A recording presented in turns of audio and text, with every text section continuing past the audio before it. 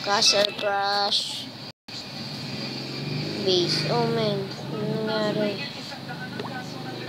May ad. Ayaw sa ad. Hindi ako mag-live. Pero ayaw sa ad.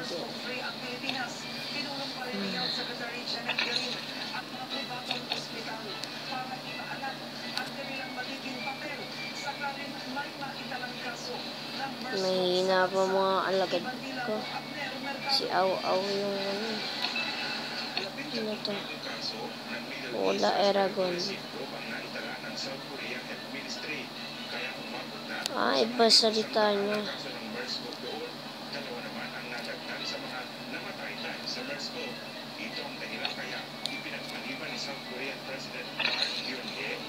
Hindi ko na sa kanya.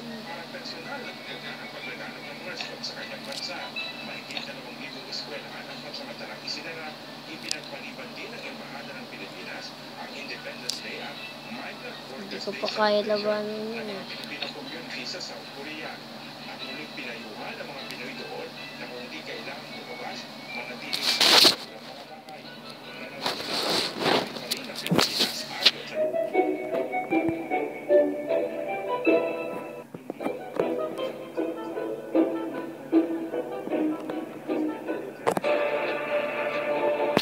Hina po siya. Sayang. I'm going to go attack. Okay.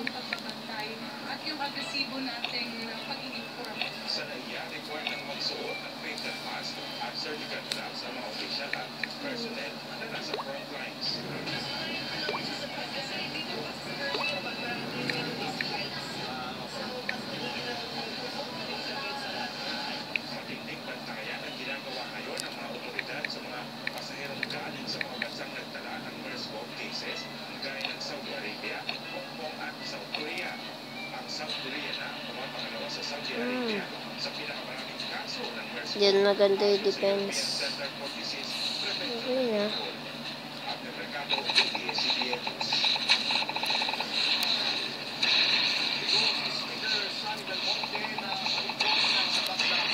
Ganyan yan. Perfect strategy. Perfect strategy pa tayo. Saksakan ang aking mga kalaban. Gusto nga yung mga defense dito. Hindi na to ako to. Naghihintay ng Pasko.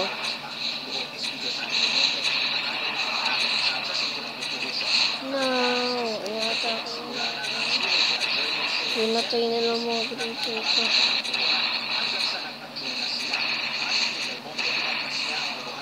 Pero panalo ako dito, kita na mangyari.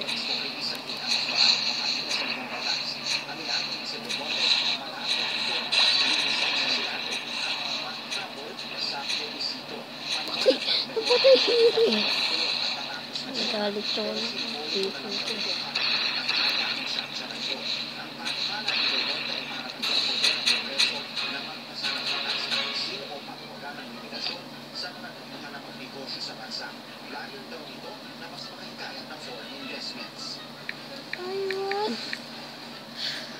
Taiwan! Yay!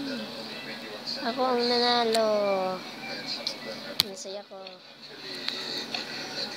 Siguro kung sila sa build.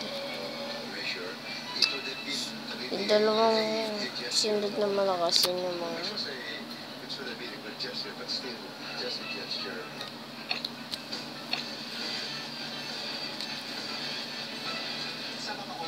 panalo ko ng dalawa ni Aw-Aw. Wait, mahina siya. I won the attack. We won! We won!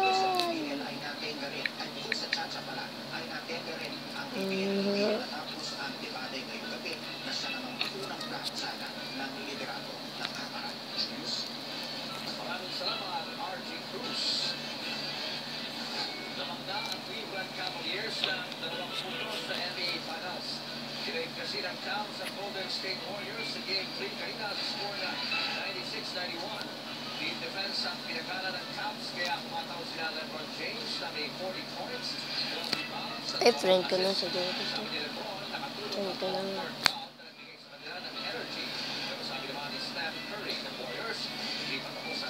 Add friend.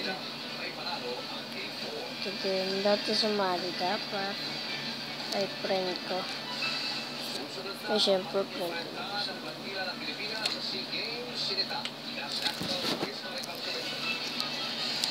Mga kaibigan sa showbiz, may wish para kina Tony Gonzaga at Paul Soriano. At yun ay sobrang salamat sa bagong blessing. Wapilitiyo sa Manila.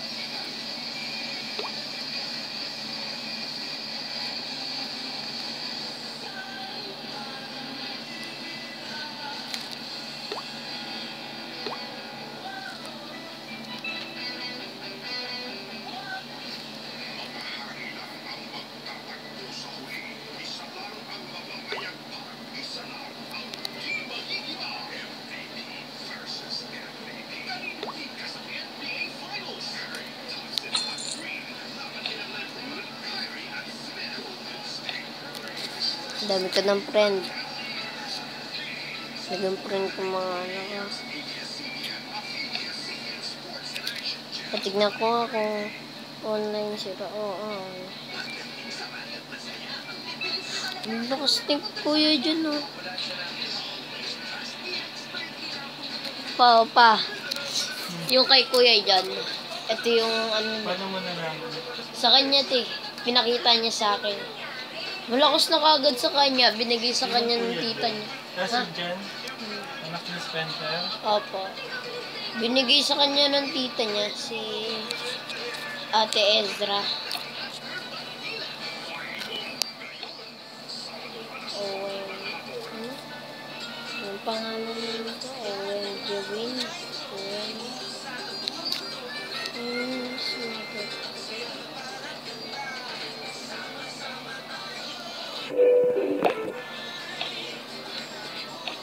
Guild.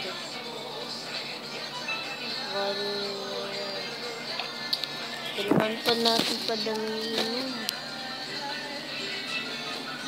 Papadamihin ko pa nga.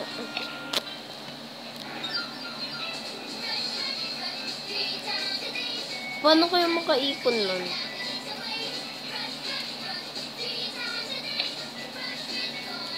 Holiday pa. 10 shard.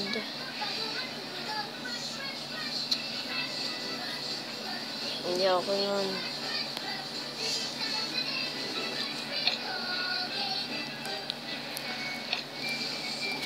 T-shirt dito. Use na lang natin. Kasi masayang. Marksman. Pwede natin ito gamitin. Garrison. Saktan. Takas na ng araw.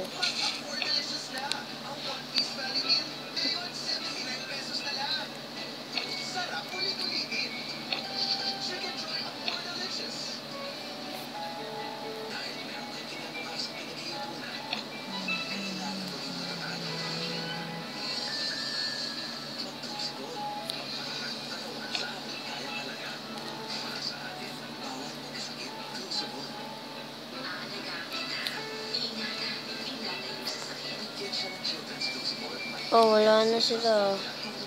Si FH na lang yung online.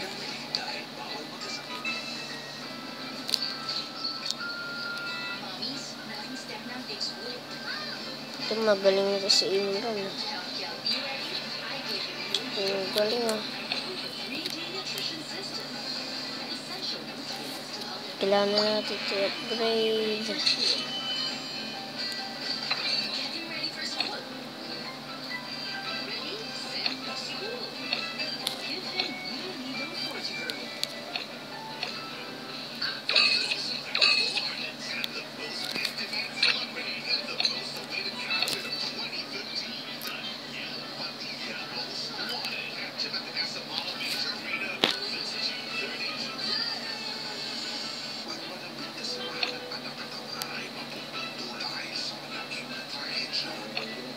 Kailangan nito mag-level.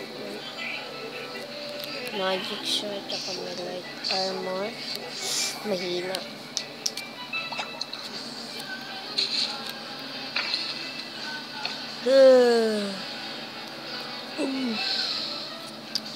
Hindi pa ito pwede. Tingnan nga natin. Konti pa na kasi mga ito. sa Southeast Asian Games. Ang sabi ng komisyon, sagrado dapat ang turing sa ating bandila. Bandila mo ako sa landon. Parehong nanalo ng gold medal ang dalawang Phil-Am athletes na sina Eric Gray at Kayla Richardson sa 100 meters sprint double sa 28th Southeast Asian Games. Pero mas napansin ang karamihan ang forma ng Philippine flag sa jersey ng mga atleta. Nasa ibabaw ang pula ng bandila na ibig sabihin ay nasa digmaan ng Pilipinas.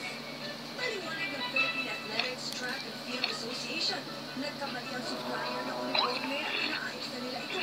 Pero huwag daw sana makalimutan ang magandang performance ng mga atletang Pinoy. Pero paalala ng National Historical Commission of the Philippines, hindi ito maliit na bagay lalo't ginamit pa ito sa international competition. Kung tayong mga Pilipino hindi gagalang sa ating katawan, wala nang gagalang na sinong tao sa ating pagiging Pilipino.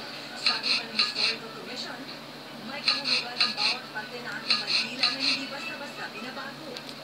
Noong 1907, ipinagbawal ng mga Amerikano ang bandila ng Pilipinas na ilabas sa publiko. Tumagal ang ban sa loob ng 11 taon hanggang matapos ang pananakot ng Amerika sa bansa. Ngayon, malaya na natin na iwawagayway ang bandila ng Pilipinas at sa mundo. Mahalaga ang pagrespeto natin sa ating bandila at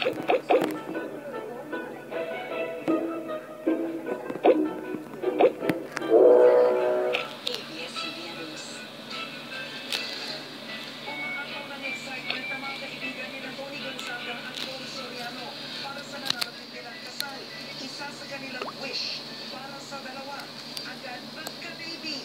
At Julian Santos confirm magkaka-baby po ulit. Ang trending balita, ibang nila mo. MJ Felipe. Positive. Ito ang mensaheng pinost ni Julian Santos bilang pagkukumpirma na siya'y buntis. Sinundan pa ito ng photo ng ultrasound ng baby ni Juday na pinost naman ng kanyang asawang si Ryan Atosillo. Sa mensaheng pinadala ni Juday, sinabi niya siya ay 9 weeks at 1 day pregnant. Answered prayer ang kanilang new baby at nagpapasalamat sila sa lahat ng mga patsagang naghintay sa good news na ito.